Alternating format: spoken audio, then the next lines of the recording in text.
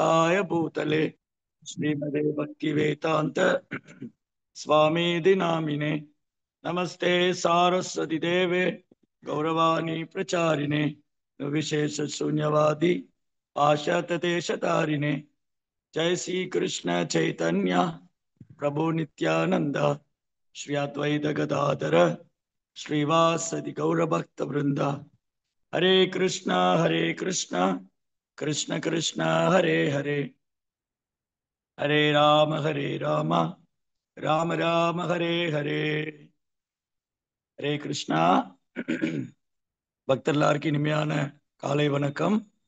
இன்றைய பகவத்கீதை வகுப்புல வந்து கலந்துட்டு இருக்கிற எல்லா பக்தர்களுக்கும் என்னுடைய பணிவான நமஸ்காரம். பகவத்கீதை உண்மையுருவில் அத்தியாயம் 14 பௌதியர்க்கின் முக்குணங்கள் பதம் 24 முதல் 27 வரை. 24th verse.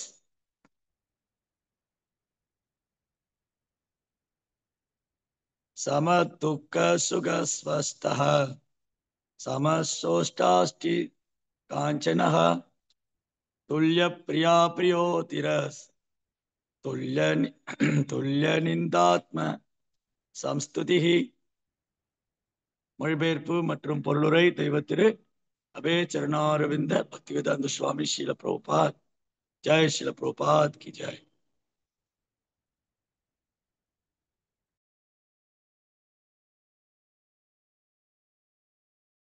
பத்தியும் சமமாக கருதுபவர் தன்னில் நிலை பெற்று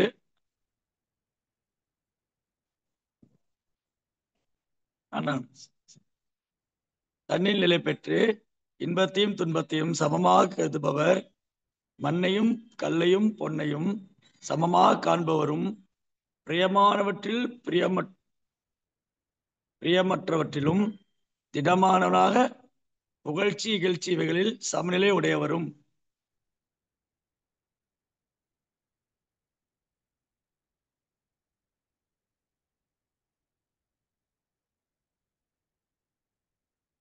பாதிதற்கு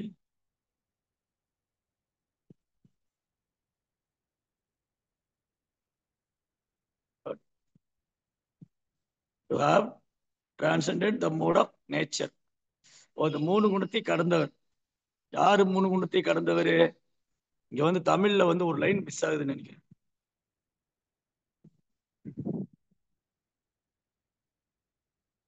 Who is situated in the self and regards Allah's happiness and distress, who looks upon a hump of earth, a sum and piece of gold with an equal eye, who is equal toward the desirable and undesirable, who is steady, situated equally well in praise and blame, is said to be have transcended the mode of nature. சரி, இப்ப இந்த ஸ்லோகத்துல முக்குணத்திலிருந்து விடுபட்டவர் யாருன்னு சொல்லி, இந்த பிரபஞ்சத்துல எல்லாமே 3 குணத்துல தான் நடந்துட்டு இருக்கு. நீங்க சீதோஷ்ணம் கூட பாருங்களேன். காலையில வந்து சாத்விகமா இருக்கும். காலையில சூரியன் உதிக்கும் போது 6 மணி சாத்விகமா இருக்கும். அப்புறம் போக போக போக அப்படியே ரஜஸ் ஆயிடும். மதியம் ஆகும்போது ரஜஸ், அன்னைக்கு இரவு வந்து தமஸ். அப்ப சீதோஷ்ணத்துல 3 குணம் இருக்கு. காலையில சாத்விகமான குணம், மதிய ரஜோ குணம், மாலை வந்து சாத்விகம், இரவு தமோ குணம். இப்படி நம்ம வாழ்க்கையில, அன்றாட வாழ்க்கையில நம்ம செய்யக்கூடிய ஒரு செயலும் 3 குணத்தை சார்ந்துதான் இருக்கு. பண்ணக்கூடிய ஒரு ஆக்டிவிட்டிஸும் 3 குணத்துல தான் இருக்கு. உணவு உண்பது, உறங்குவது, பேசுவது, ஆடை உடுத்துவது, அதுக்கப்புறம் இது எல்லாமே இந்த மாதிரி ஒரு ஆக்டிவிட்டி நம்மளோட வாழ்க்கையில எந்த ஒரு செயல் பண்ணாலும் அது இந்த 3 குணத்துக்குள்ளதான் இருக்கு. பேசுறோம்னு வச்சுக்கோங்களேன், ஒரு அன்பா 4 வார்த்தை பேசினா அவர் சாத்விகமான குணத்தில் இருக்காரு. அன்பாவே பேசுவாங்க, எப்பவுமே வந்து எல்லார்ட்டையும் அன்பா பேசுவாங்க, அன்பா நடத்துக்குவாங்க, அமைதியா இருப்பாங்க. இதெல்லாம் சாத்விகமா இருக்கணும். கோவப்படுறது, சண்டை போடுறது, இதெல்லாம் ரஜோகுணம். எது கேட்டாலும் எரிஞ்சு எரிஞ்சு விழுவாங்க. ஏதாவது கேட்டா போதும், என்கிட்டதான் வந்து கேட்கணுமா, நான் தான் செய்யணுமா அப்படின்னு எரிந்து எரிந்து விழுந்தால் அது ரஜோகுணம். என்ன கேட்டாலும் பதிலே சொல்ல மாட்டாங்க, கிணத்துல போட்ட கல்லு மாதிரி இருப்பாங்க. அது வந்து தமோ குணம். சோம்பேறித்தனம், உற்சாகம் இல்லாமல் இருப்பது, அந்தமாக இருப்பது, இதெல்லாம் தமோ குணம். இந்த மாதிரிதான் நம்ம ஆடை உடுத்துவது. எளிமையான ஆடை உடுத்துவது, வெள்ளை, மஞ்சள், இது மாதிரி லைட் கலர், இது வந்து சாத்விகமான குணம். நல்ல டார்க் ரெட்டு, டார்க் ப்ளூ, டார்க்கா ட்ரெஸ் பார்த்தாலும் அப்படி பளீர் நடிக்கும், அது வந்து ரஜோகுணம். பிளாக்கு, கருப்பு ஆடை உடுத்துவது, இது தமோ குணம். ஆடையும் குணத்தை பிரதிபலிக்கிறது, பேச்சும் குணத்தை பிரதிபலிக்கிறது, செயல்களும் குணத்தை பிரதிபலிக்கிறது. நம்ம எந்த மாதிரி செயல் பண்றோமோ, நம்ம என்ன குணத்தில் இருக்கிறோமோ அந்த குணத்துல செயல்படுறோம். இப்படிதான் இந்த பிரகிருதியே 3 குணத்துல இயங்குதுன்னு பகவான் சொல்றார். பிரகிருதியை கிரியமானானி குணை கர்மாணி சர்வசக அகங்கார விமூடாத்மா கர்த்தாக மிதி மன்யதே. பிரகிருதி இருக்கு இல்லையா, பௌதிக இருக்க, அது 3 குணத்துல இயங்கிட்டு இருக்கு. பிரகிருதி கிரியமான துணை கர்மாணி சர்வசக. ஒரு ஜீவாத்மாவும் குணங்களால கட்டுப்பட்டிருக்கும். நம்ம எல்லாருமே எப்படி கட்டுப்பட்டிருக்கோம்? குணங்களால கட்டுப்பட்டிருக்கோம், குணங்களால பந்தப்பட்டிருக்கோம். அதனாலதான் கட்டுண்ட ஆத்மா. நமக்கு என்ன பேர் அப்படின்னா, ஜீவாத்மாவுக்கு கட்டுண்ட ஆத்மா, பந்தப்பட்ட ஆத்மா. எதுல கட்டுண்டு இருக்கோம்? குணங்களால கட்டுண்டு இருக்கோம். எதுல பந்தப்பட்டிருக்கோம்? குணங்களால பந்தப்பட்டிருக்கோம். அதனாலதான் we are all conditioned soul, கட்டுண்ட ஆத்மா. இந்த கட்டுண்ட நிலையில செயல்படும் போது நம்முடைய செயல் எல்லாம் இந்த 3 குணத்திலேயே தான் இருக்கு. பேசுவது, பழகுவது, சாப்பிடுவது, இந்த அத்தியாயம் முழுவதுமே இந்த 3 குணத்தை பத்தி தான் சொல்லி. எடை இருக்கேன் முக்குணங்கள். சாப்பிடும்போது என்ன மாதிரி உணவு சாப்பிட்றாரு? சாத்விகமான உணவு, உப்பு காரம் இதெல்லாம் குறைவா, மிதமா, சுவையா, அது வந்து எளிமையா உணவு. தானியங்கள், காய்கறிகள், பால், பழம், இதெல்லாம் உப்பு காரம்லாம் கம்மி போட்டு, அதான் உணவு சாத்விகமா இருக்கும். சாத்விகமான உணவு. நிறைய மிளகாத்தூள், உப்பு, காரம், எரிப்பு, இது ரஜோகுணம். அப்புறம் பழசு, ரொம்ப நாளா வச்சு இந்த மாவை அரைச்சு ஃப்ரிட்ஜுக்குள்ள வச்சு வருஷ சுட்டு வருஷ கணக்கா மாவு எடுத்து இட்லி தோசை சுட்டு சாப்பிடுறது தமோ குணம். அப்புறம் சாம்பார் வச்சுட்டு, ஐயோ நிறைய வச்சுட்டேன்னு என்ன பண்றது, இதே ஃப்ரிட்ஜ் இருக்கு அதுல போடு, எது பண்ணாலும் ஃப்ரிட்ஜில் தூக்கி போடுங்க, இருக்கட்டும், 4 நாள் சூடு பண்ணி சாப்பிடலாம். சூடு சாப்பிட்டா தமோ, சுட சுட சாப்பிட்டா சாத்விகமான குணம். ஒரு பொருளை சூடா சாப்பிட்டா சாத்விகமான குணம், சூடு பண்ணி சாப்பிட்டா அது தமோ குணம். அப்புறம் என்ன பண்ணுவாங்க, எப்ப வீட்டுல வந்து ரெஃப்ரிஜிரேட்டர்னு ஒரு பெட்டி வந்துச்சோ, ஃப்ரிட்ஜ் இல்லையா, ஃப்ரிட்ஜ்னு ஒரு பெட்டி வந்து சமையலறையில வந்த உடனே என்னாச்சு, வீட்டுல இருக்கிற ஆளை தூக்கி தான் ஃப்ரிட்ஜுக்குள்ள வைக்கல, இது எல்லாம் ஃப்ரிட்ஜுக்குள்ள கிடக்கு. வீட்டுல இருக்கிற ஆளை மட்டும் ஃப்ரிட்ஜ்ல வைக்கல, இது எல்லாமே ஃப்ரிட்ஜ்ல கிடக்கு. 2 நாளைக்கு முன்னாடி சமைச்சது, 4 நாளைக்கு முன்னாடி சமைச்சது, வெரி டேஞ்சர். வந்து ஆரோக்கியத்துக்கு உகந்ததல்ல, அது சாத்விகமானதும் இல்லை, ஆரோக்கியத்துக்கு உகந்ததும் இல்லை. அந்த மாதிரி உண்ணக்கூடிய உணவு உணர்வுகளை பிரதிபலிக்கும். ஆகார சுத்தோ சத்வசுத்தி, சத்வசுத்தோ திருவஸ்மிருதி, ஸ்மிருதி விப்ளம்பே சர்வகிரந்தினா விப்ரமோக்ஷா. நான் உண்ணக்கூடிய உணவு தூய்மையா இருந்தா என் உணர்வுகள் தூய்மையா இருக்கும். உணர்வுகள் தூய்மையா இருந்தா புத்தி நல்லா வேலை செய்யும். புத்தி நல்லா வேலை செஞ்சா சாஸ்திரம் படிச்சா புரிஞ்சுடலாம். சாஸ்திரத்தை புரிஞ்சுட்டா மோட்சம் தான். ஆகார சுத்தோ சத்வசுத்தி, சத்வசுத்தோ திருவஸ்மிருதி, ஸ்மிருதி விப்ரலம்பே சர்வகிரந்தினா விப்ரமோக்ஷா. அப்போ நம்முடைய வாழ்க்கையில ஆகாரம் வந்து மிகப்பெரிய பங்கு வகிக்கும். உணவு நம்முடைய வாழ்க்கையில உணவு மிகப்பெரிய பங்கு வகிக்கும். அன்னைக்கெல்லாம் வந்து நாம் உண்ணக்கூடிய உணவு மருந்தாக இருந்தது. இன்னைக்கு பெரும்பாலும் மருந்து தான் உணவை சாப்பிடுறாங்க. உணவே மருந்து, இன்னைக்கு மருந்து தான் உணவு. சாப்பிட்றதுக்கு முன்னாடி இந்த டேப்லெட் போடுங்க, சாப்பிட்டதுக்கு அப்புறம் டேப்லெட் போடுங்க. அன்னைக்கு உணவுலயே இயற்கையான மருந்து இருக்கு.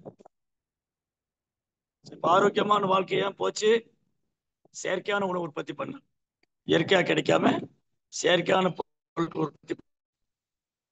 இந்த உணவு உழைப்பு, அது உழைக்கிறது வந்து பகவான் கிருஷ்ணர் கிடையாது.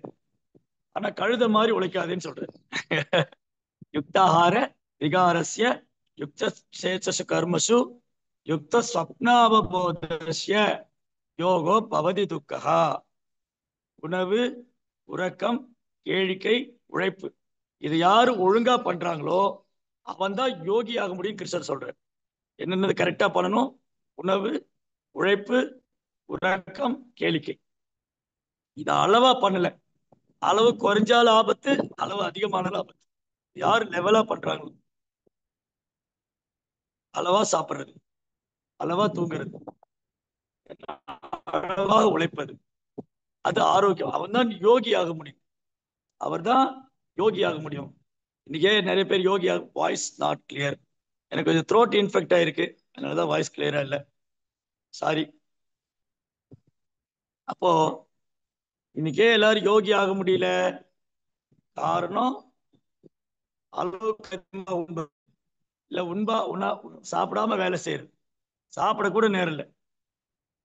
இங்க நான் பார்த்தேன், சென்னையில ஒரு பஸ்ல எல்லாரும் சாப்பிட்டுக்கிட்டே போறாங்க, சாப்பிட கூட நேரம் இல்லை. பாவம், அந்த அளவுக்கு உழைக்கிறாங்க. Audio is not very clear, breaking. என்னுடைய நெட்டு இங்க கரெக்டா தான் இருக்கு. ஹரே கிருஷ்ணா. ஹரே கிருஷ்ணா. ஆடியோ கிளியரா ஆடியோ தான் கிளியர் இல்லைன்னு இருக்கு. சொல்றாங்க. இட்ஸ் ஓகேவா? Okay Guruji, audio okay. அப்ப கிளியரா அவங்களுக்கு தான் ஏதாவது இருக்கு. பிரச்சனை இருக்கு. எஸ். அப்போ அவங்க எங்க இடம் மாறி உட்காரணும். அவங்களுக்கு ஆடியோ ப்ராப்ளமா இருக்கும். சரி, அவங்களுக்கு நெட்டு ப்ராப்ளமா இருக்கும். பாத்தீங்கன்னா 24 ஹவர்ஸ்ல 24 மணி நேரத்துல 14 மணி நேரம் 15 மணி நேரம் ஒர்க் பண்றாங்க. காலையில் எந்திரிச்சு ஷோல்டர்ல பேக் எடுத்து போட்டு ஸ்மார்ட் போனு கையில வச்சுக்கிட்டு இப்படியே தேய்ச்சிக்கிட்டே போறாங்க. ஒண்ணு போன் கையில இருக்கும், இல்ல டிஃபன் பாக்ஸ் கையில இருக்கும். பாவம், நேரமே இல்லை. இது வந்து உக்கிர கர்மா. உக்கிர கர்மானா வாயில நுர வாழ்ற வேலை உழைக்கிறது. அப்படி உழைச்சு என்ன பண்றது? அப்படி நிறைய உழைச்சு நிறைய சம்பாரிச்சு அந்த பக்கம் போய் ஹாஸ்பிட்டல் கொடுத்தோம். அதுக்கு போய் ஹாஸ்பிட்டல் கொடுத்தோம். அதனால இன்னைக்கு மக்களுடைய வாழ்க்கை இருக்கு இல்லையா, ரொம்ப காம்ப்ளிகேட்டட் ஆயிடுச்சு. எளிமையா வாழ வேண்டிய வாழ்க்கைய ரொம்ப கடினமாக மாற்றிக்கொண்டோம். அதனால உணவு, உழைப்பு, விளையாட்டு, உறக்கம், சாதாரண மனிதனுக்கு, சராசரி மனிதனுக்கு 6 மணி நேரம் உறக்கம் கட்டாயம் தேவை. உடம்புக்கு வந்து 6 மணி நேரம் ஓய்வு கட்டாயம் தேவை. இங்க வந்து ஆடியோ நல்லா இருக்கு, வீடியோ கிளியர் இல்லைங்கிறாங்க. எனிவே, எனக்கு வந்து இங்க எல்லாரும் நல்லா தான் இருக்குன்னு சொல்றாங்க. நீங்க இடம் வேணா மாறி இருந்து பாருங்க. ஓகே. அப்போ இன்னைக்கு நம்ம பிரச்சனைகள்ல இதான் காரணம். நம்ம ஆரோக்கியத்துல பிரச்சனை, வாழ்க்கையில பிரச்சனை, நிம்மதி இல்லை. எவ்வளவு சம்பாதிச்சாலும் நிம்மதி இல்லை, ஆரோக்கியம் இல்லை. ஏன்னா நம் வாழ்க்கையை நாம் நிர்வாகம் செய்யவில்லை.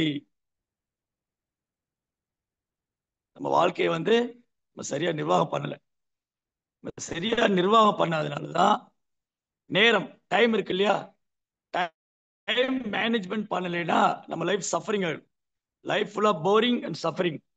ஏன் வாழ்க்கை வந்து துன்பமும் துக்கமாகும் அப்படின்னா, நம் நேரத்தை நாம் நிர்வாகம் செய்வதில்லை. ஒரு நாளைக்கு 24 மணி நேரம், 24 மணி நேரத்தை 4ஆ பிரிச்சுக்கணும். 6 6 6 6. 24 மணி நேரத்தை 4 பாகமா பிரிக்கணும். ஆறு மணி நேரம் தூக்கம். ஒரு சாதாரண மனிதன் தூங்குவதற்கு 6 மணி நேரம் கட்டாய அவசியம். அது எப்படி தூங்கணும், எந்த நேரத்துல தூங்கணும்?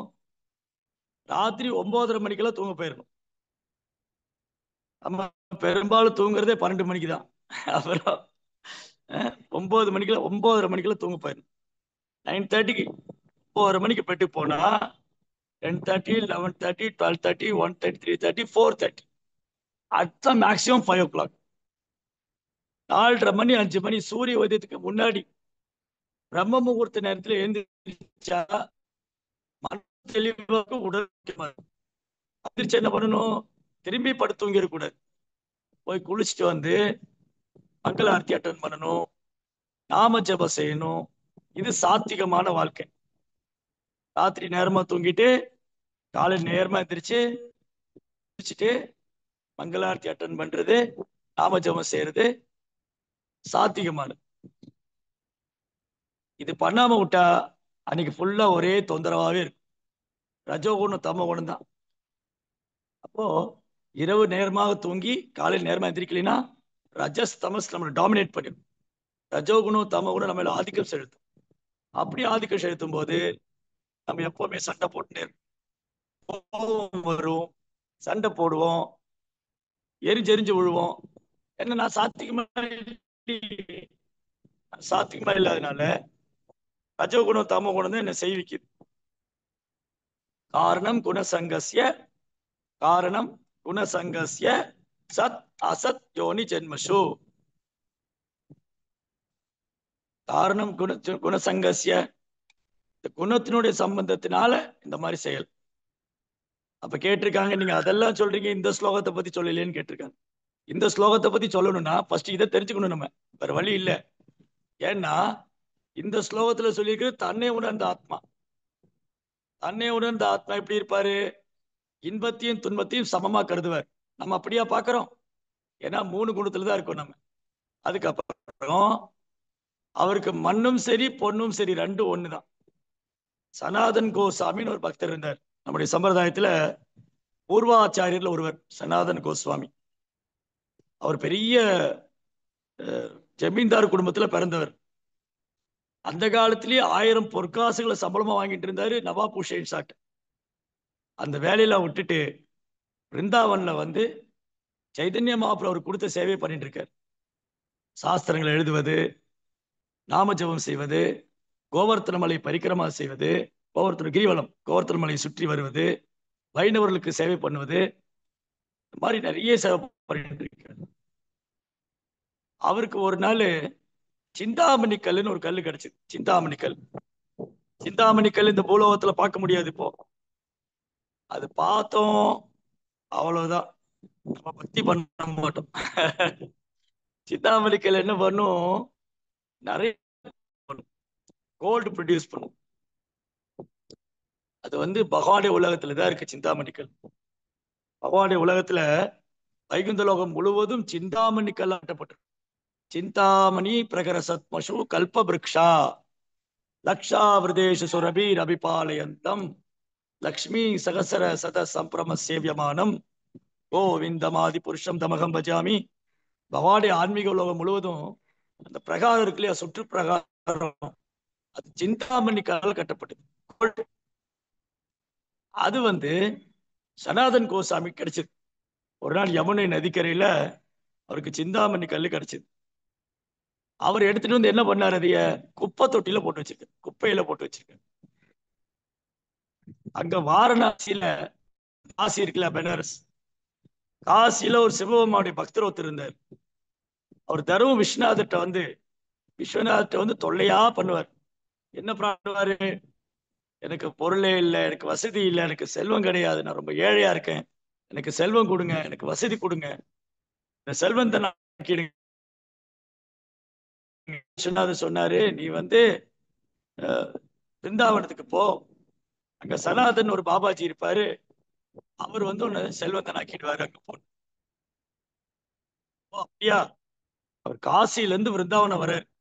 விருந்தாவனம் வந்து சனாதன் பாபா எங்க இருக்காருன்னு கேட்டவர். அவரா யமுனா நதிக்கரையில துவாதச ஆதித்யத்திலான்னு ஒரு இடம் இருக்கு. துவாதச ஆதித்ய திலா. அங்க ஒரு கோயில் இருக்கு, மதன மோகன கோயில். அந்த கோயில போனா நீங்க சனாதனை பார்க்கலாம் அப்படின்னு அனுப்பிச்சாங்க. அங்க வந்து சனாதன் வந்து பிரேயர் பண்ணிட்டு இருக்காரு உட்காந்து. ஹரே கிருஷ்ணா கிருஷ்ண கிருஷ்ணா ஹரே ஹரே, ஹரே ராமா ராம ராமா ஹரே ஹரே. இப்ப சனாதன் கேட்டாரு, இந்த மாதிரி நான் விஸ்வநாத் அமிச்சாரு, நீங்க ஏதோ விலை உயர்ந்த சொத்து வச்சிருக்கீங்களா, எனக்கு தரீங்களா அதை? ஓ தாராளமாவே தரேனே, எடுத்துக்கோ. எங்க இருக்கு? அந்த குப்பையில இருக்கு, போய் எடுத்துக்கோன்னு. அந்த குப்பையில இருக்கு, போய் எடுத்துக்கோ. அவர் சந்தோஷமா எடுத்துட்டாரு. சந்தோஷமா எடுத்துட்டு வரும்போது அவர் யோசிக்கிறாரு, இது விலை மதிக்க முடியாத பொருள்னா ஏன் சனாதன் குப்பையில போட்டு வச்சிருக்காரு?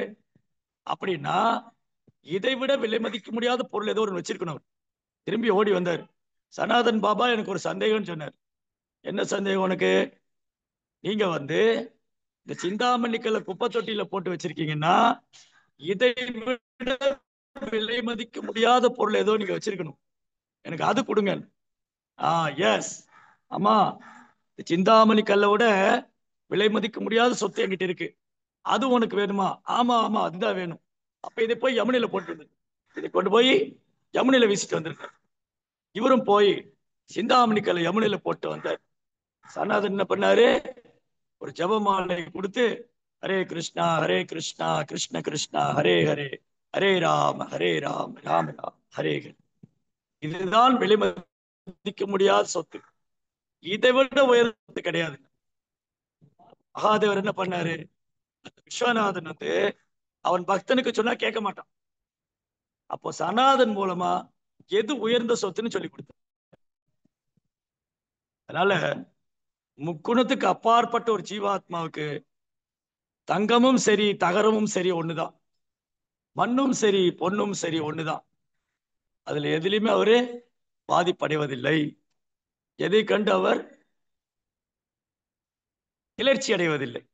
ஒரு தன்னை உணர்ந்த ஆத்மா எதிலுமே கிளர்ச்சி அடைவதில்லை. அதான் அடுத்த ஸ்லோகம். மானாபமானயோ துல்யஸ் துல்யோ மித்ராரி பக்ஷயோ சர்வாரம்ப பரித்யாகி உனாதீர் ச உச்சதே.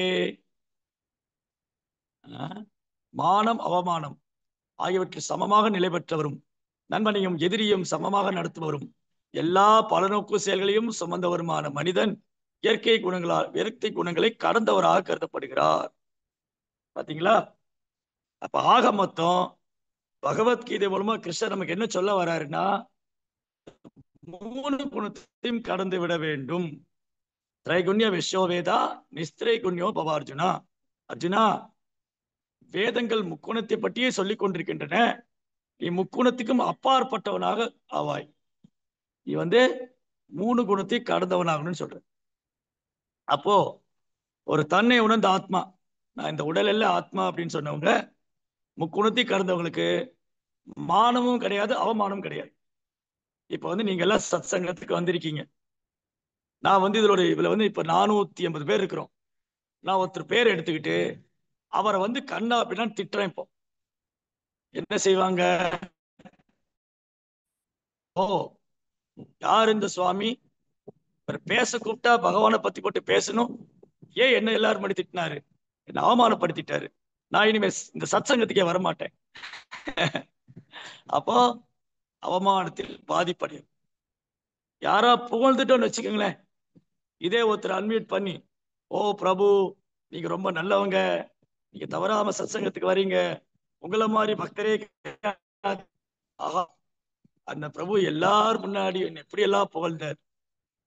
நம்ம எல்லாம் என்ன பண்ணிடுறோம், இந்த 3 குணத்துக்கு உட்பட்டவங்க புகழ்ச்சியில மயங்கிரும், அவமானத்தை கண்டு வருந்துவோம். ஆனா 3 குணத்தை கடந்தவருக்கு மான அவமானம் ரெண்டுமே கிடையாது. மானம் கிடையாது, அவமானம் கிடையாது, நண்பனும் கிடையாது, எதிரியும் கிடையாது. ஒருத்தருக்கு நண்பனும் இல்லை, எதிரியும் இல்லை. யாருக்கு? முக்குணத்தை கடந்தவருக்கு. நம்ம என்ன சொல்லுவோம், இவர் எனக்கு பிடிக்கும், அவர் பிடிக்காது, இவரு கூட தான் பழகுவேன், அவர் கூட பழக மாட்டேன், இந்த குரூப்ல தான் சேருவேன், அந்த குரூப்ல சேர மாட்டேன். இதெல்லாம் மனம் வந்து, மனம் 3 குணத்துல ஆட்சி செய்யப்படுது. 3 குணத்துல ஆட்சி செய்யப்படுறதுனால நமக்கு இதெல்லாம் உண்டு. நண்பன், பகைவன், விருப்பு வெறுப்பு, லாபம் நஷ்டம், வெற்றி தோல்வி, மான அவமானம் இதெல்லாம் பாதிப்படையும். ஆனா ஒரு தன்னை உணர்ந்த ஆத்மா முக்குணத்துக்கு அப்பாற்பட்டவர், இதனால் பாதிப்படைவதில்லை. இந்த மாதிரி பாதிப்படைகிறது. என்ன இன்சல்ட் பண்ணாலும் அந்த பக்தரை எவ்வளவு அவதூறு பேசினாலும் அவர் பாதிப்படையவே மாட்டார்.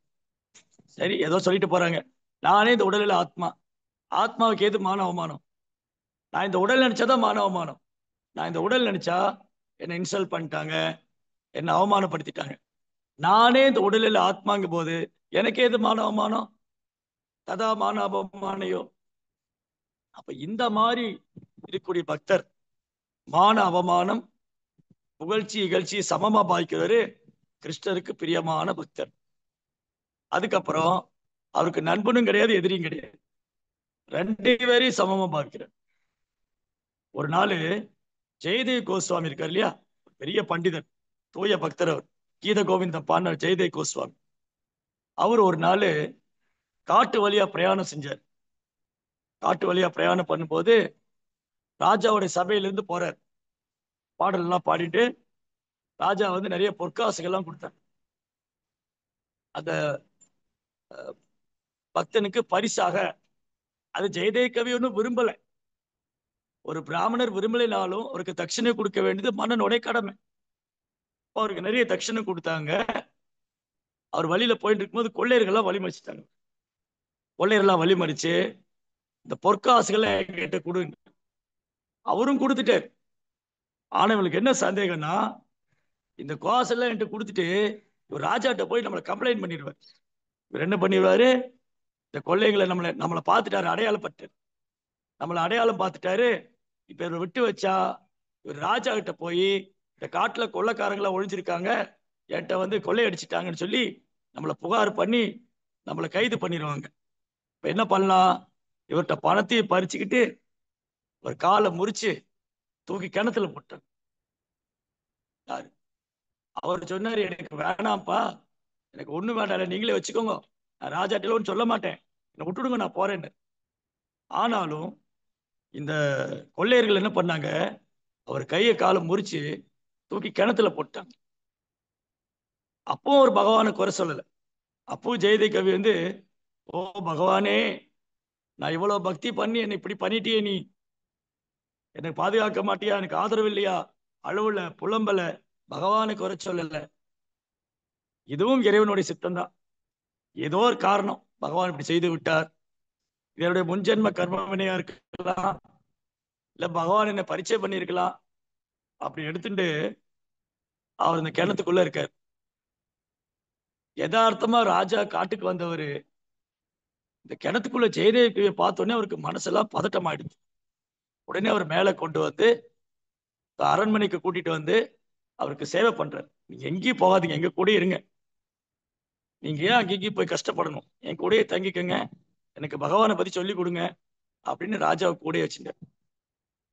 அப்புறம் ஜெயதேவ் கவி சொன்னாரு, நீங்க நிறைய தானம் பண்ணுங்க, மக்கள்லாம் வர வச்சு அவங்களுக்கு நிறைய பொருட்களை தானமா கொடுங்க. ராஜா தானம் கொடுக்கணும். பிராமணர்கள் யாரெல்லாம் பசியோடு, ராஜ்யத்துல யாருமே பசியோடு இருக்கக்கூடாது, எல்லாருக்கும் தானம் பண்ணு சொல்லிட்டு இருக்க.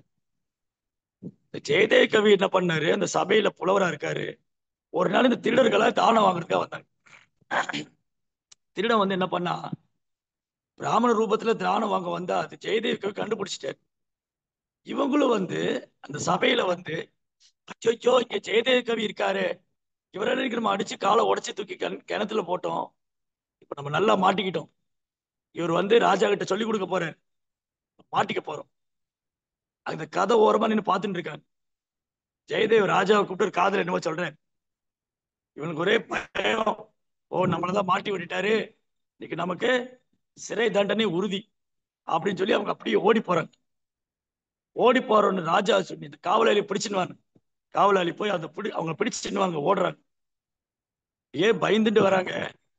ராஜா சொன்னாரு, நீங்க தானம் வாங்காம போறீங்க, தானம் வாங்க போறீங்க போகாரு, தானம் வாங்காம போறீங்க ஜெயதேவி சொல்றாரு, பாத்துட்டாரு உங்களை, அதனால எவ்வளவு வேணுமோ கேளுங்க, நான் தரேன், என்ன வேணாலும் கேளுங்க, பொற்காசுகள் வேணுமா, நிலம் வேணுமா, தானியம் வேணுமா, என்னன்னாலும் கேளுங்க.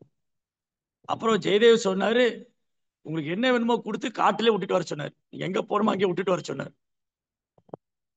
அப்பயாவது அவன் திருந்திருக்கணும் இல்லையா? திருந்தவே வாடா தப்பு சட்டான்னு ஓடி போனார். அப்ப பாருங்க, ஒரு தன்னை உணர்ந்த ஆத்மாவுக்கு, ஒரு சுத்த பக்தனுக்கு நண்பனும் கிடையாது, எதிரியும் கிடையாது, மானமும் கிடையாது, அவமானம் கிடையாது. அடுத்த ஸ்லோகம்.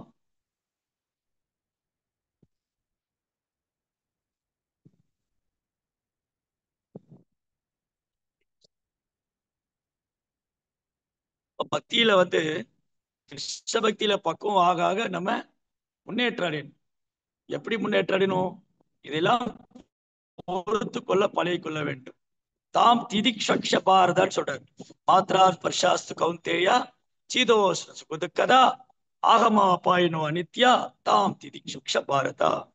எப்படி கோடை குளிர், வெயில் காலம் இருக்கு, மழைக்காலம் வருது, குளிர்காலம் வருது, மாறி மாறி வருது. நம்ம வேலை செய்யாம இருக்கிறோமா, வெளியில போகாம இருக்கோமா, அந்தந்த வேலை நடந்துக்கு. எப்படி நடக்குது அந்தந்த வேலை? அந்த சீதோஷத்தை நம்ம பொறுத்துக்கிட்டோம், அதை பொறுத்துக்க பழகிட்டோம். அந்த மாதிரிதான் வாழ்க்கையில கூடிய இரட்டிகளை பொறுத்து கொள்ள பழகி கொள்ள வேண்டும். திதிக்ஷ்வா அப்படின்னா சகிப்புத்தன். வைஷ்ணவருக்கு ரொம்ப முக்கியமான குணம், ஒரு கிருஷ்ண பக்தருக்கு இருக்க வேண்டிய குணம் சகிப்புத்தன்மை வேண்டும். சரி, மூணாவது கேள்வி. மாம்யச்சோபியபிச்சாரேன பக்தி யோகேன ஜ சேவையே சகுணா கல்பதே. இது ரொம்ப முக்கியமான ஸ்லோகம். பகவான் என்ன சொல்றாரு? யாரு வந்து உன்னதமான குணத்துல நிலை பெற்றிருக்க முடியும், எந்த சூழலிலும் தவறாமல் எனது பூர்ணமான பக்தித்துடன் ஈடுபடுபவர் பௌதிக இயற்கையின் குணங்களை உடனடியாக கடந்து பிரம்மன் நிலைக்கு வந்தடைகிறார். சோ பிரம்மன் நிலை என்னது?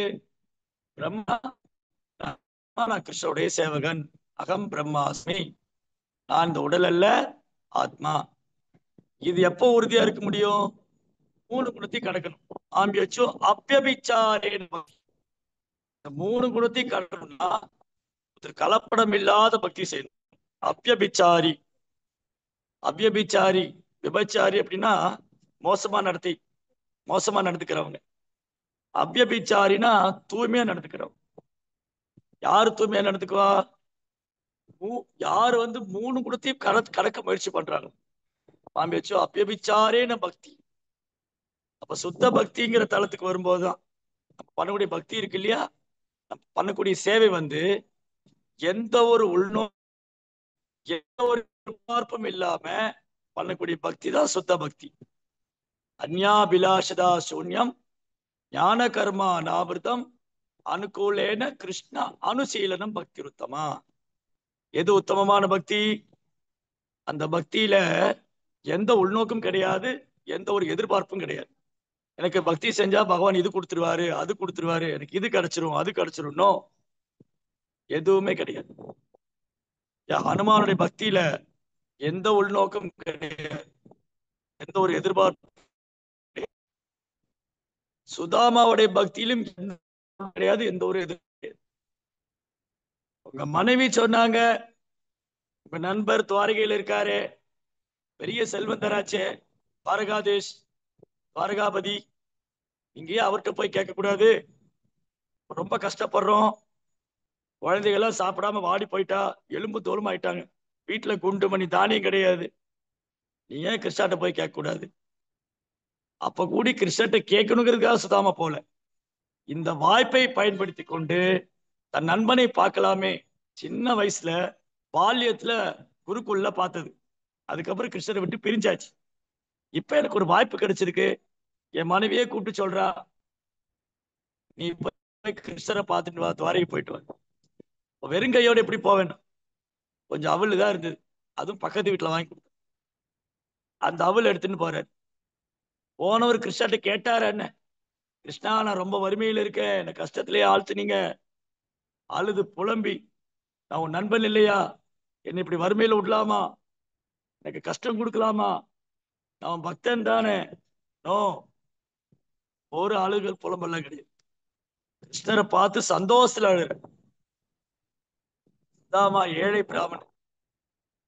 ஏழை பிராமணர் துவாரகையோட நுழைவாயில வந்து நிக்கிறார். துவாரகா பாலர் கேட்கிறாங்க, ஐயா நீங்க யாரு? அவர் சொன்னாரு, நான் கிருஷ்ணருடைய சிநேகிதன் சுதாமா. கிருஷ்ணா வந்து துவாரகாதேஷ், அவருக்கு இப்படி ஒரு ஏழை பிராமண நண்பனா? ஆச்சரியமா இருக்கிறதே. இவங்களுக்கு நம்பிக்கை இல்லை, இந்த மாதிரி ஒரு ஏழை பிராமணன் கிருஷ்ணருக்கு நண்பனா இருப்பாங்களோ. இருங்க இருங்க, நாங்க போய் கேட்டுட்டு வரோம். மாதிரி சுதாமான் ஒருத்தர் வந்திருக்காரான்னு சொல்றோம். அவர் உள்ள விட சொன்னா விடுறோம். நுழைவாயிலே நிறுத்தி வச்சுட்டாங்க துவாரகா பாலகர்கள். நேரா சபைக்குள்ள வந்து ராஜசபையில கிருஷ்ணர் முன்னாடி வந்து, ராஜாதி ராஜ ராஜமாட்டாண்ட ராஜகம்பீர துவாரகா ஸ்ரீ கிருஷ்ண பகவானுக்கு ஜெய். இந்த மத்தல எல்லாம் முழங்குச்சு. ஓ வாயில் காவலர்களே, என்ன செய்தி கொண்டு வந்திருக்கீங்க? ஓ வாசுதேவா, உங்களுக்கான சுதாமா என்று ஒரு சுதாமான்னு கேட்ட உடனே, என்னது சுதாமாவா?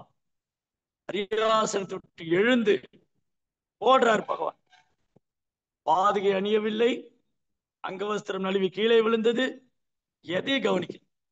போய் சுதாமாவை கட்டி தழுவி அரவணைத்து தண்ணீரிலே அபிஷேகம் செய்து கூட்டு வந்து அவருடைய அரியாசனத்துல உட்கார வச்சவருக்கு பாத பூஜை செய்து. சுதாமா ஆனந்தத்துல அழுது போன. ஒருவேளை வாசுதேவன் மறந்துருப்பாரோ, சின்ன வயசுல பார்த்ததே. இந்த நட்பு இருக்கு இல்லையா, இது சுயநலமற்ற நட்பு. அப்ப என்னாச்சு, சுதாமாவுக்கு வந்து கிருஷ்ணர் சேவை பண்ண. அப்புறம் ரொம்ப நாள் வரைய எனக்கு ஒண்ணு கொண்டு வரலையா நீ? அத துணியில முடிச்சு வச்சிருக்காரு, எப்படி கொடுக்கறது இது? அதை பிடுங்கி சாப்பிட்டாரு கிருஷ்ணா சுதாமாட்ட. அதை ருக்மிணி தேவி வேற வாங்கி சாப்பிட்டார். நீங்க பாருங்க, சுதாமா கேட்காமலே அவர் வீடு பெரிய மாளிகை எடுத்து. கேட்கவே இல்லை அவர். திரும்பி போனா அவர் இருக்கிற இடத்தை கண்டுபிடிக்க முடியல அவரால். அவங்க மனைவி மக்கள் எல்லாம் புத்தாடை அணிந்து ஆபரணங்கள் அணிந்து வந்து வரவேற்கிறாங்க. அவருக்கு பகவானை பார்த்ததிலே சந்தோஷம். அவர் கேட்காமலே பகவான் எல்லாம் கொடுத்துட்டாரு. அதனால வியபிச்சாரின பக்தி, கலப்படம் இல்லாத பக்தி என்ன பண்ணும்? 3 குணத்தை கடக்க உதவும். என்னைக்கு நம்ம வந்து பகவான் கிருஷ்ணரிடத்துல கலப்படம் இல்லாத பக்தி செய்யறோமோ, அப்பதான் இந்த 3 குணத்தை நம்ம கடக்க முடியும். இந்த ஸ்லோகத்தில் சொல்லியிருக்கு, எந்த சூழ்நிலையிலும் தவறாமல் எனது பூர்ணமான பக்தி தொழில் ஈடுபடுபவர், any situation whatever it maybe, எந்த சூழ்நிலையா இருந்தாலும் பக்தியை மட்டும், ஜபத்தை மட்டும் நிப்பாட்டவே கூடாது. ஹரே கிருஷ்ணா கிருஷ்ண கிருஷ்ண ஹரே ஹரே, ஹரே ராம ராம ராம ஹரே ஹரே. எந்த சுச்சுவேஷன்லயும் வந்து நாம ஜபத்தை நிறுத்தவே கூடாது. என்ன வேணாலும் நடக்கலாம், உலகமே நமக்கு எதிராகலாம், எல்லாத்தையும் நம்ம இழந்துடலாம். ஆனா பகவானும் அவரது பக்தி தொண்டும் நம்மளை கைவிடாது என்ற உறுதியான நம்பிக்கை, அதான் திடப்பிரதா, உறுதியான திட்டமான நம்பிக்கை, விவசாயாத்மியா புத்தி, அது வேணும், அது வேணும். அது இருந்தா மட்டும்தான் இந்த 3 குணத்தை நம்ம கடக்க முடியும். இல்லாட்டி ஒருத்தர் இந்த ஆத்மாங்கிற தளத்துல நிலை பெற்று இருக்கவே முடியாது. இன்னைக்கே நம்மளால ஆத்மாவின் தளத்துல நிலை பெற முடியல, இந்த 3 குணம் தடை பண்ணிட்டே இருக்கு. அதனால முக்குணத்தையும் கடக்க வேண்டும் பகவான் திரும்ப திரும்ப சொல்றாரு. அடுத்த ஸ்லோகம்.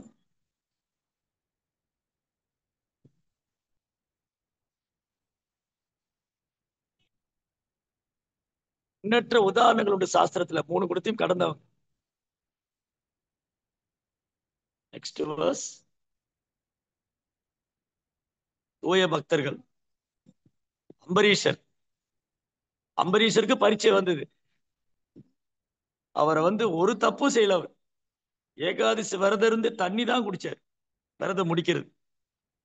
அதுக்குள்ள துர்வாசருக்கு கடும் கோபம் வந்து அவரை கொல்வதற்கு ஒரு அரக்கனை ஏவி விட்டார், அசுரன். பாருங்க, அம்பரீஷர் வந்து ஒரு குடும்பஸ்தன், ராஜா அவரு. ஆனா அவரு தெய்வீகமான குணத்துல இருக்காரு.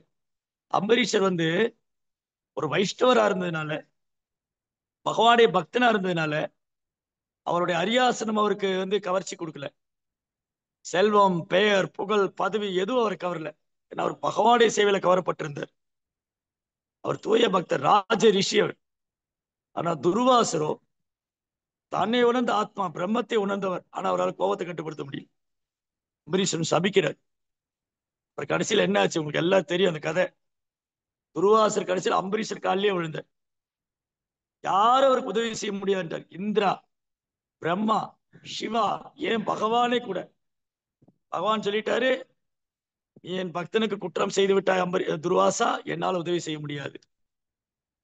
நீ அந்த பக்தனிடம் போய் சரணடைய வேண்டும்.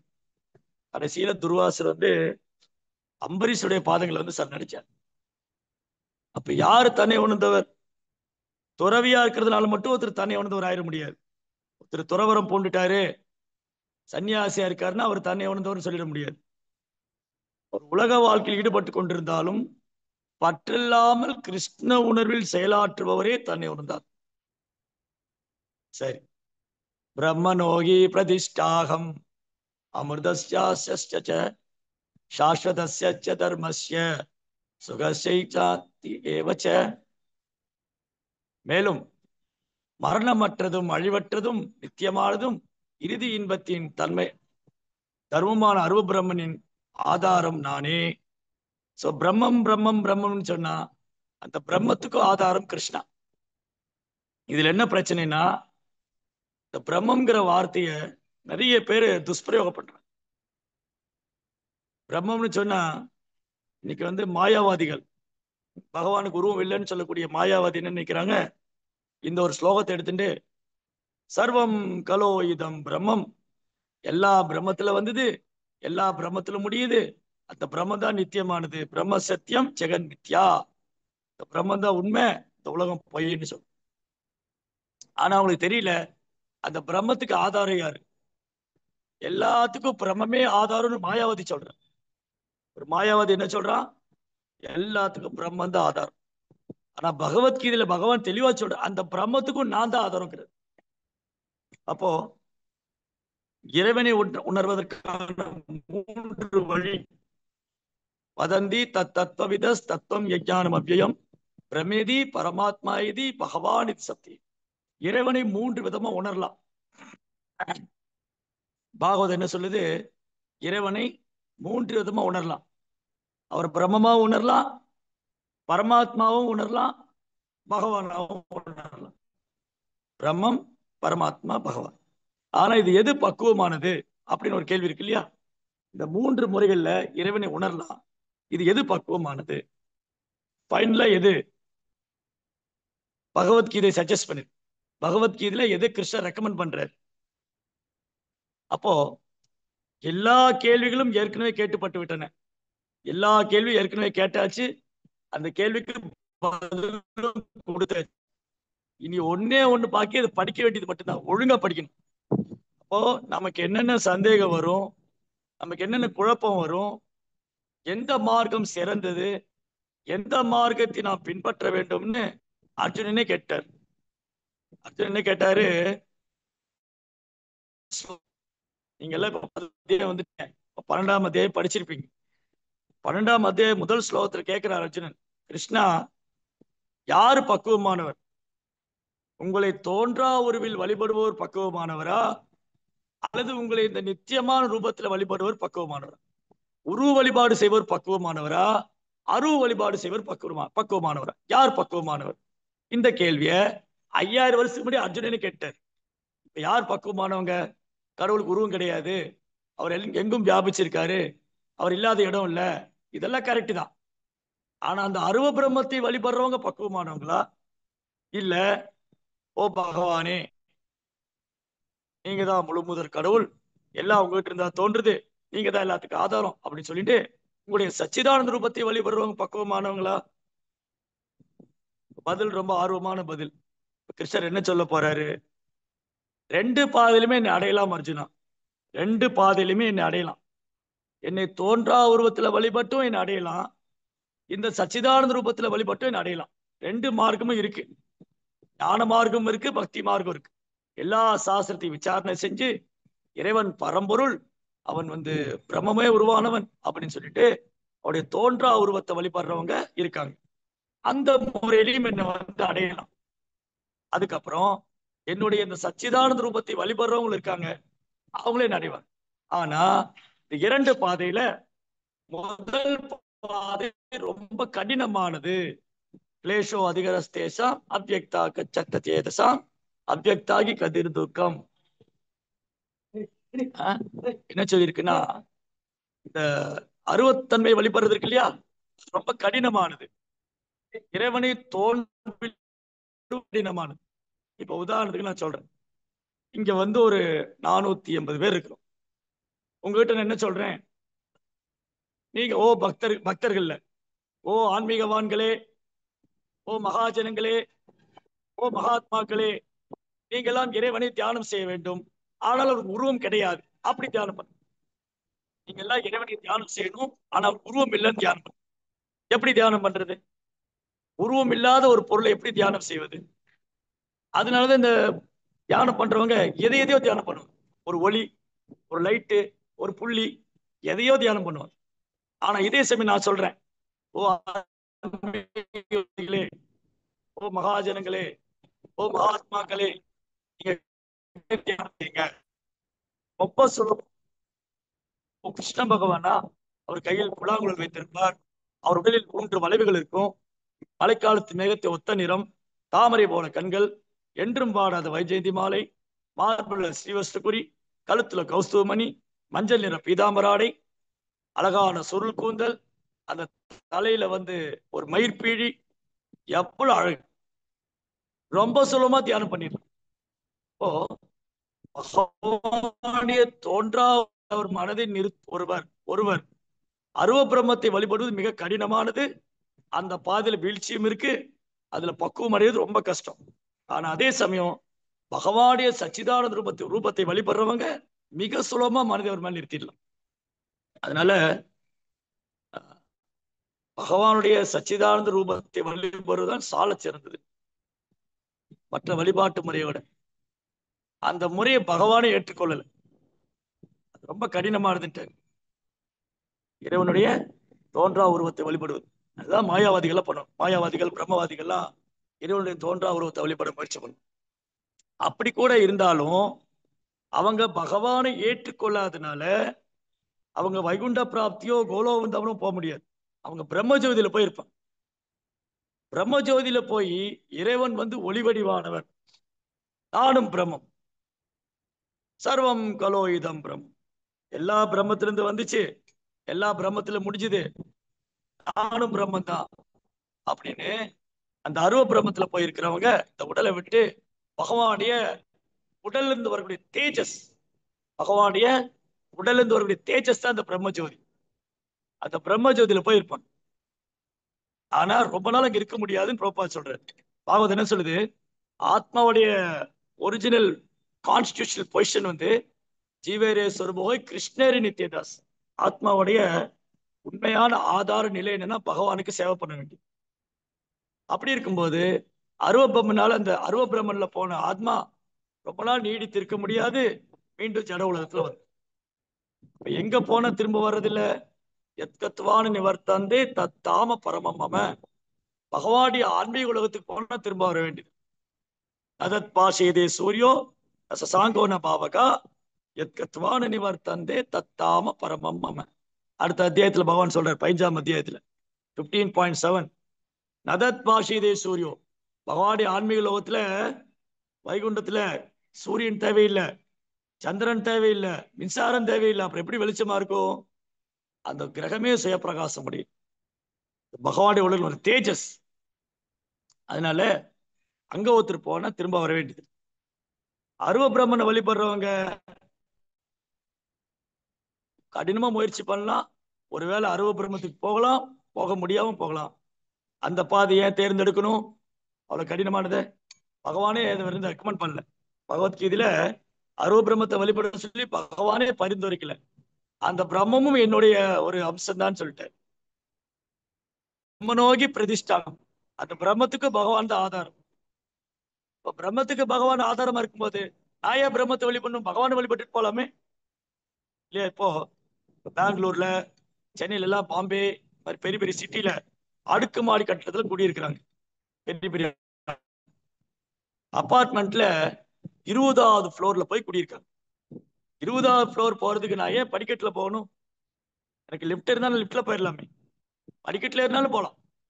கீழ் ஃப்ளோர் கிரவுண்ட் ஃப்ளோர்ல இருந்து தரைத்தளத்துல இருந்து 20வது அடுக்குமாடி கட்டடத்துக்கு படிக்கட்டு ஏறி லிஃப்ட்லயும் போகலாம். இப்ப நீங்க எதை சூஸ் பண்ணுவீங்க? ஒருத்தர் ஆர்குமெண்ட் பண்ணலாம், நான் படிக்கட்டுல ஏறி வருவேன்னு. எவ்வளவு தடவை? அது அவ்வளவு சுலபம் அல்ல. புத்திசாலித்தனம் லிஃப்ட்ல போறதுதான். சோ பக்தி தொண்டு லிஃப்ட்ல போற மாதிரி, அருவ பிரம்ம வழிபாடு படிக்கட்டுல ஏறி வர மாதிரி. அது படிக்கட்டுல ஏறி வந்து 20வது தளத்துக்கு வரவும் செய்யலாம், வர முடியாம போலாம். பாதி வழியில உட்காந்து ஐயோ என்னால ஏற முடியாதப்ப நான் லிஃப்ட்லயே போறது, அந்த மாதிரிதான். ஸோ அதனால பக்தி தொண்டு அவ்வளவு விசேஷமானது, மங்களமானது, தூய்மையானது. சுசுகம் கருத்தும் அவ்வியம், பயில்வதற்கு மிக எளிமையானது, இனிமையானது. யார்தான் இந்த மார்க்கத்தை விரும்ப மாட்டாங்க?